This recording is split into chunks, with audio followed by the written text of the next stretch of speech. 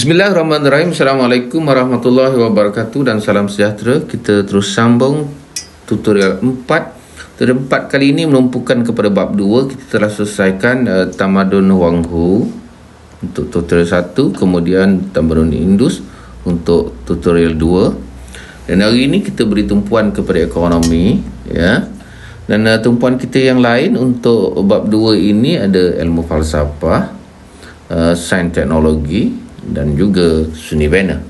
Tanpa membuang masa, kita terus melihat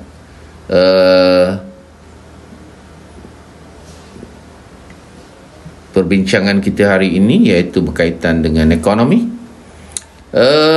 Yang pertama kita lihat ekonomi Yunani, kemudian baru kita lihat di India dan China. Tidak ada ekonomi Rom. Okey, dalam buku teks tidak dinyatakan secara jelas soalan itu. Okey, kita terus saja. Soalannya berbunyi, jelaskan faktor perkembangan aktiviti perdagangan tamadun Yunani. Faktor perkembangan itu key soalannya. Okey, kita mulakan dengan ayat yang pertama di situ.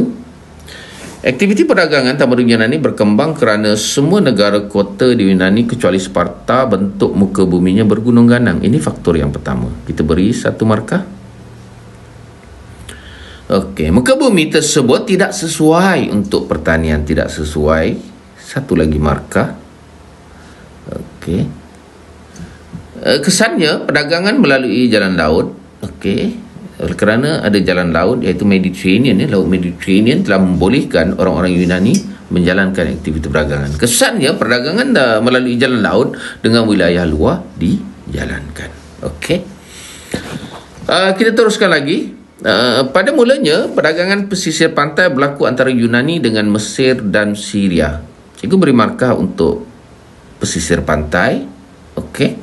Dan oleh kerana kita tidak tanda secara holistik, tetapi dalam kes ini kita tanda secara analytical, cikgu tetap beri markah untuk contoh. Jadi contoh yang pertama tu cikgu berikan markah untuk Mesir. 1 markah. Teruskan. Negara kota Athens dan Korin kekurangan makanan. Jadi kekurangan makanan cikgu beri 1. Okey, perlu diingat ya. Kita cubalah buat jawapan sebaik mungkin. Mungkin contoh ini juga boleh dapat markah. Yang penting apabila kita beri idea, kemungkinan kita dapat markah itu tinggi. Cikgu bagi juga untuk Athens. Mungkin tidak, mungkin ya, tapi cikgu beri di sini. Kerana kurang tanah pertanian. Markah seterusnya kurang tanah. Okey, lihat faktor yang lain. Oleh itu mereka mendapatkan makanan dari selatan. Faktor seterusnya, mereka boleh dapat makanan tadi, kekurangan makanan daripada wilayah selatan. Okey. Wilayah selatan banyak makanan. Sebenarnya wilayah selatan tu di kawasan-kawasan seperti Mesir, ya. Bahagian selatan Yunani, ya. Dan seterusnya, Athens juga menjadi pusat pengumpulan barang dari timur. Di sini pun cikgu bagi 1. Okey, lihat ayat yang terakhir. Anak-anak nak beri atau tidak? Cukai telah menaikkan harga barang. Kesannya rakyat Yunani pindah ke Alexandria pada zaman Greco-Roman. Okey. Sebenarnya perlu diingat, sengaja cikgu letakkan isi ini, memang ada dalam nota fokus kita. Perlu diingat, yang penting bila kita menjawab soalan ialah kita menjawab apa yang ditanya, bukan kita mengeluarkan jawapan apa yang kita tahu. Sengaja cikgu keluarkan menjadi panduan kepada anak-anak bahawa kalau kita perhatikan kenaikan harga barang, okey, ada kemungkinan dia bukan berkembang, ya, perdagangan. Dan di sini pun jelas ditunjukkan berlaku perpindahan. Bermaksud di sini bukan berkembang tetapi merosot. Jadi biasanya jawapan sebegini yang tiada kaitan tidak ada dalam skema. Cikgu tuliskan tiki di situ. Bagaimanapun secara keseluruhan anak-anak mendapat markah yang maksimum. Andai katalah soalan sebegini keluar dalam esei dengan 8 markah, anak-anak masih dapat skor yang tinggi juga, ya.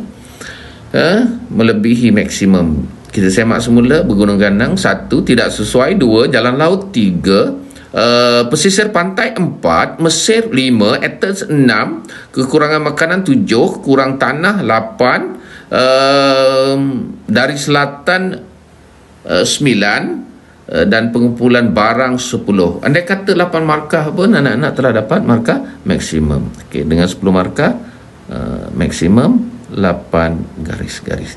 Adalah amat penting kita memberi isi yang lebih. Andai kata berlaku salah faham ataupun kita kurang jelas dan isi-isi kita pun tidak diterima, seperti isi terakhir itu pindah, tetapi kita tetap dapat markah yang tinggi dan kita selamat untuk mendapat markah maksimum. Terima kasih. Saya harap anak-anak faham pernyataan cikgu tadi. Okey, boleh dibincangkan dan boleh beri komen jika anak-anak rasa masih kurang jelas dan faham. Okey, personal cikgu pun tidak ada masalah. Okey, untuk soalan B, jelaskan masalah. Okey, soalan ini isi serupa tetapi diubah sesuai dan anak-anak perlu faham, ya, bagaimana kita menyesuaikan jawapan kita dengan isi yang sama dengan soalan yang diberi. Dalam hal ini, masalah kegiatan ekonomi. Mungkin juga soalan, jelaskan masalah kegiatan perdagangan di kota Yunani. Okey, ataupun masalah pertanian. Boleh disesuaikan. Okey, kita lihat masalah kegiatan ekonomi di negara kota Yunani ialah bentuk muka buminya bergunang-ganang. Okey, sesuaikan. Isi masih sama, ya. Okey, cuma kita layan soalan itu. Muka bumi tersebut tidak sesuai untuk pertanian. Markah yang kedua. Mereka terpaksa menjalankan perdagangan melalui jalan laut dengan wilayah luar. Cikgu beri di sini terpaksa menjalankan. Itu masalah dia. Masalah ekonomi mereka terpaksa, tidak ada pilihan, ya. Negara mereka tidak sesuai untuk pertanian, maka mereka tidak ada pilihan dan terpaksa beralih menjalankan perdagangan. Itu pandangan cikgu dan cikgu beri markah kepada terpaksa. Walaupun ditanda secara analitikal, contoh tetap cikgu beri. Contohnya Yunani berdagang dengan Mesir dan Syria. Okey. Negara kota Athens dan Korin kekurangan makanan. Okey, ini masalah mereka iaitu masalah kurang makanan. Kurang makanan cikgu beri kurang makanan, ya, kita betulkan. Okey, adalah penting untuk kita menentukan di mana isinya. Kerana kurang tanah pertanian. Dalam hal ini cikgu tak nak beri contoh, ya. Sebab soalan ini lebih merujuk kepada masalah, bukannya perdagangan itu sendiri seperti soalan A. Oleh itu mereka terpaksa mendapatkan makanan dari selatan. Okey, apa masalah mereka? Terpaksa mendapatkan. Bagaimanapun bila keadaan begini berlaku selalunya oleh kerana ada dua terpaksa. Terpaksa yang pertama iaitu terpaksa menjalankan perdagangan. Yang kedua ni terpaksa lagi, terpaksa mendapatkan makanan dari selatan. Okey, cikgu lebih cenderung untuk tik, ya, supaya tidak ada selisih faham di situ. Kita tik pada makanan. Okey, jika tidak faham boleh juga beri komen, ya. Kita betulkan sikit di situ. Kita tutup bukan di situ, tetapi kita tutup di laut hitam. Okey, masalah perdagangan berlaku apabila cukai dikenakan ke atas negara kota. Okey, di sini betul markah boleh diberi kerana soalannya masalah, bukan perkembangan. Jadi dia berbeza dengan soalan A. Jadi cukai itu cikgu beri 1 markah. Okey, cikgu ulang, masalah perdagangan berlaku apabila cukai dikenakan ke atas negara kota. Hal ini telah menyebabkan kenaikan harga barang. Ini juga satu masalah, kenaikan harga barang.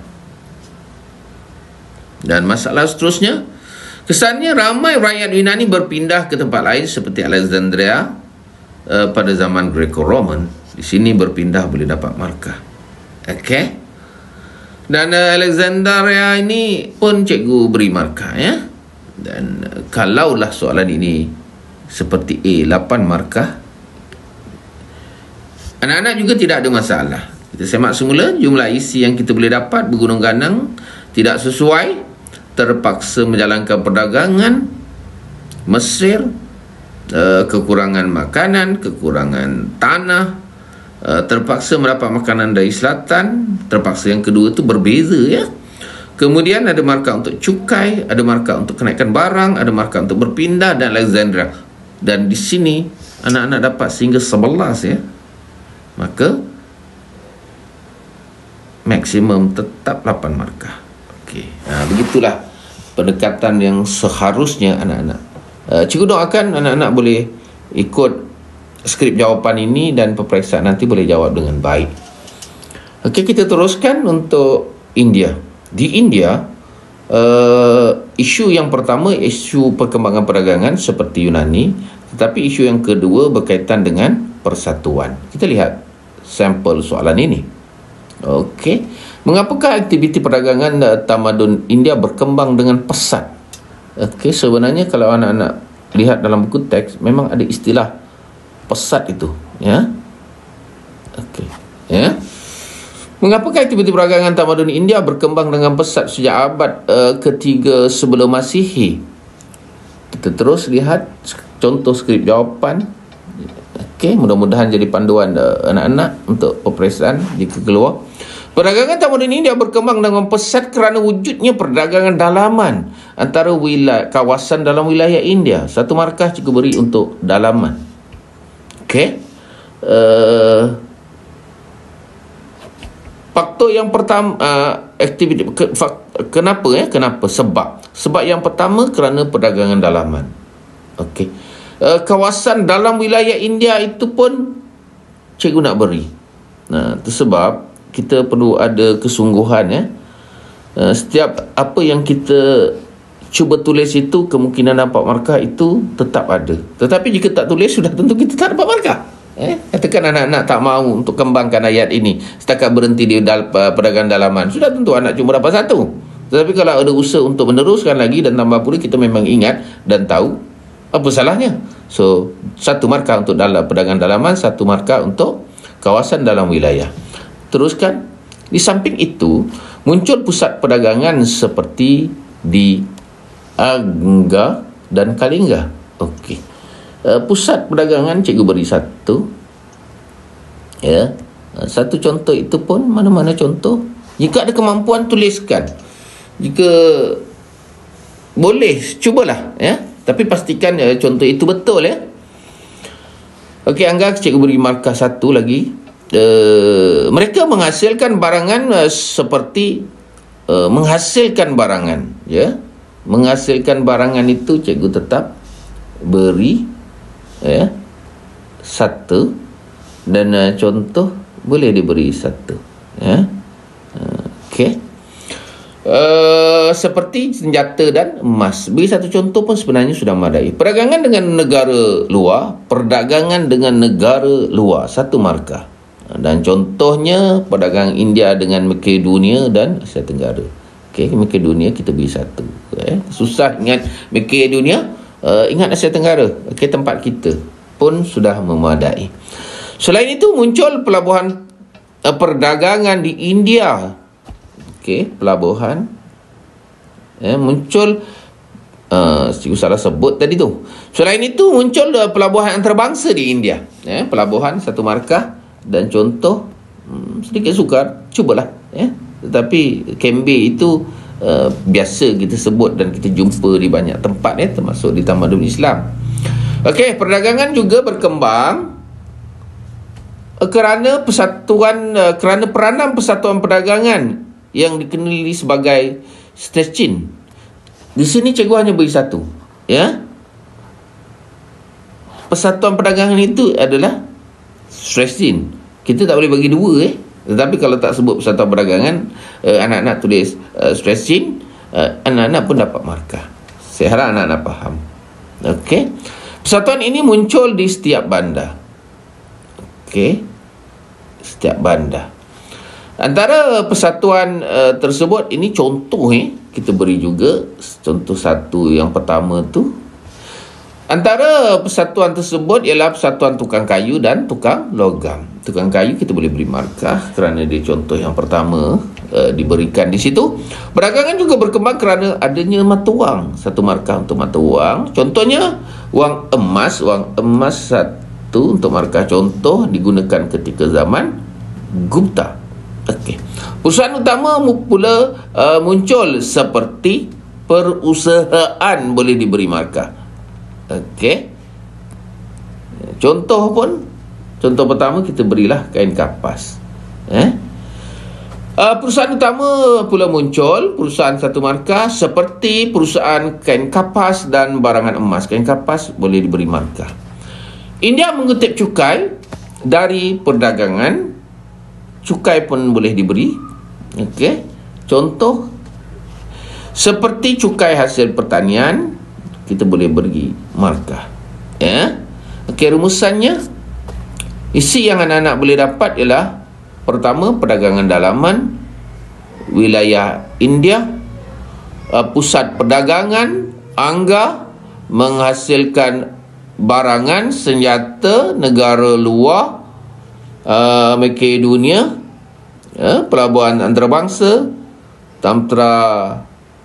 Tamra Lipti, kemudian ada persatuan, lepas itu ada bandar, persatuan tukang kayu, mata wang, emas, perusahaan utama, kain kapas, cukai dan air sekali hasil pertanian. Berapa tu semua?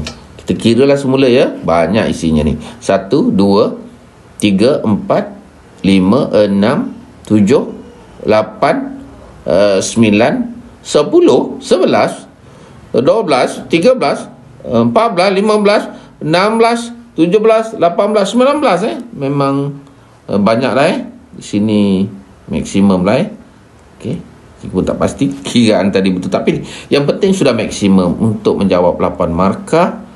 Kalaulah keluar dalam soalan esei pun kita tak ada masalah ya. Jadi kalau markahnya banyak sebegini, anak-anak rasa berat untuk ingat semua. Sekurang-kurangnya 8 markah itu, 8 kata kunci itu perlu dijaga. Okey, kita lihat soalan berikutnya, iaitu berkaitan dengan peranan persatuan. Apakah peranan persatuan perdagangan di Tamadun India? Ini mungkinlah jika jadi soalan struktur. Inilah antara soalan-soalan yang mungkin anak-anak bersedia. Sifat soalan ini sangat tertutup, yang isi sangat terhad. Jadi cubalah kita ingat.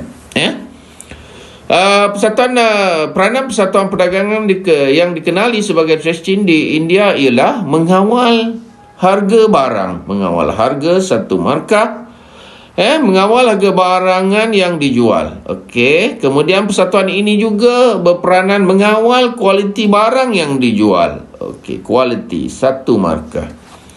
Seterusnya, persatuan turut berperanan mengawal gaji para pekerja. Okey, mengawal gaji. Okey, setiap persatuan perlu patuh kepada undang-undang yang digubal dan diawasi oleh raja. Bermaksud kepatuhan itu adalah peranan kepada persatuan perdagangan. Okey, tetapi diawasi raja itu bukan peranan persatuan. Itu barangkali anak-anak, tetapi tidak salah. Cikgu takkan letakkan tikir, tak kaitan. Jadi markah yang pelajar boleh dapat di sini 1, 2, 3, 4. Lihat semula, mengawal harga 1, mengawal kualiti barang 2, mengawal gaji 3, patuh kepada undang-undang. Mungkin soalan struktur ini tidaklah sampai kepada 4 markah ya. Tetapi dengan 4 yang kita telah sedia, tidak ada masalah kalau jadi soalan struktur untuk dapat markah penuh. So, okay, untuk tutorial 4 ini setakat itu saja, dan kita jumpa hari yang lain untuk tutorial berikutnya tentang ekonomi di China pula. Terima kasih. Okay, jumpa lagi. Assalamualaikum warahmatullahi wabarakatuh.